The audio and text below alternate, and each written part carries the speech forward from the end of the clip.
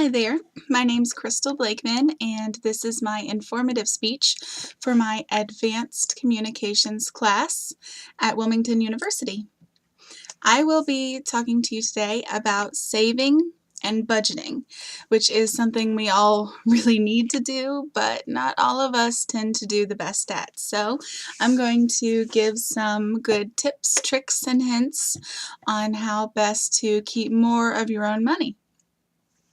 I definitely wanted to talk about this topic because it's something that's important to me, to people I know, and to many of us, since a recent study over a 10-year period found out that high schoolers are just not learning enough about financial planning. For 10 years straight, from 1998 to 2008, high schoolers all across the board failed simple money management quizzes that they had been given. And that's sad because our education system doesn't really focus too much on that. So I really hope that that changes in the future. As far as that same study is concerned, teenagers did not do very well either. Most of them failed, and adults got a low grade. They didn't fail, but they got a C. So adults also have a lot of financial ignorance, and we got to work on that. So being able to look up the information and to share it with everyone today is something that I'd really like to do. I had trouble with it myself, and I went and found information, and I went to different sources, and I wanted to make sure that my financial health was secure. So now I'm going to give some tips and tricks on how best that others can do it as well. Normally, the secret, they say, is there a secret to saving money? Well, that secret really is a word that we all hate, and that word is budget. And although we hate that word, it really genuinely works. When you know what's coming in from your paycheck, from any type of alimony or child support, anything like that, any funds that you're getting in, knowing how much you're getting in and how much is going out is very important. And that's something that those of us in my age range, our early 20s, don't tend to focus too much on. As long as there's money in the bank, that's money that's spendable. Well, I was like that for a long time as well. And knowing where it's going to go, remembering that there's a bill coming up, is going to save that amount of more month than money. Well, now you're going to have enough money for the month if you keep a budget. And it can be difficult. A lot of times people will automatically deduct the amount of savings that they want from their paycheck so that they don't see it coming out. It's something that you don't think about. Those of us who keep a calculation of exactly how much net we're going to be getting and how much gross we would have had in order to get there, those kinds of people generally don't work well for the auto deduction. But there are plenty of those who look at the number. All they really see is, well, this is how much I'm getting paid this time. They don't think about the medical, the dental, the vision, and the auto deduction for their savings. So that's something that would work out very well for those who don't look at that number. There are plenty of ways of doing a budget as well, something that you would be able to create and maintain yourself. I use an Excel spreadsheet. It's a Microsoft Office product, just like you would use for Microsoft Word or PowerPoint. Excel does come with it. It's a simple application, and there are even online YouTube tutorials in order to help you with that.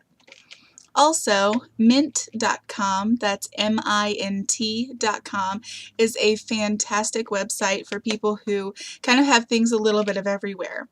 You can place in your checking account and it will show you what's left. It'll show you overdraft fees. It'll show you where your money's going. You put in whatever creditors you have, whether it's a car, a credit card, anything of that nature, all of your accounts into one place. It's very secure. And it'll tell you, this is where your money's going. At the end of the month, it'll give you a pie chart that says, say half of your money is going to housing, or 20% is going to food, things like that. And it'll say, you are spending a lot of money on going out to eat or entertainment or clothing, something like that. And it'll show you, what you need to work on. And that's good for people just beginning. As for myself, I tend to get into different ideas with my budgeting. I keep a logbook. That's this right here. Nice Wilmington University logbook, and inside of it there is paper and there's also receipts, so just in case I forget anything. As for my uncle, he's the old school type. He keeps everything in a composition book. Very similar, to any notebook that you would normally see. And he just makes his own lines as if it's an Excel spreadsheet, just by hand. He likes the idea of being able to erase, and he's an old school type. But, it's as simple as that. Write down what's incoming, what's outgoing. Also, one of the biggest things is an emergency fund. Everyone in savings or investing or anything of the nature will tell you that you want to keep enough money for at least your monthly expenses. A lot of times they'll say 6 months worth, and I feel like that's a lot. That's a lot of savings, especially, because we have a lot of inflation these days. Food costs just went up, gas is high. I keep 1 month's worth. You can feel free to keep up to 6 months worth, whatever feels comfortable, especially for those who have children. You want to have a little bit more, and it gives you that flexibility just in case something happens. And as we know, things tend to happen. Sometimes your washer or dryer will break down, things like that. You're going to need that extra money, and nobody wants to go to their credit cards. As for keeping it interesting, that's a big important part of it. You're not going to keep up with it. It's just like a diet. You're not going to keep up with it unless it's interesting and you don't feel like you're depriving yourself of something. So make sure that you keep fun money in your budget, money to go out and do something. If you like to go see a movie, make sure that's in your budget. If you join a gym, if that's fun to you, you got to make sure it's in there so that there's some fun. Without fun, you're not going to stick to it, especially the way I consider it, 80 to 20. 80% of the time, stick to it. 20%, make sure you give yourself a little leeway, just like a diet. So definitely that's the best way to go about it. But fun, for me, I tend to be a couponer, so I keep a coupon book that's in the same thing as my budget book. There's a special pocket inside of here. I emptied it out recently, but right here, there's a special pocket for coupons. Make sure you keep your coupons with you, because it matters.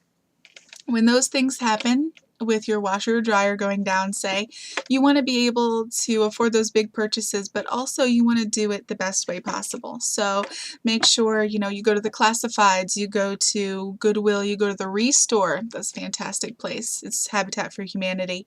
Things like that.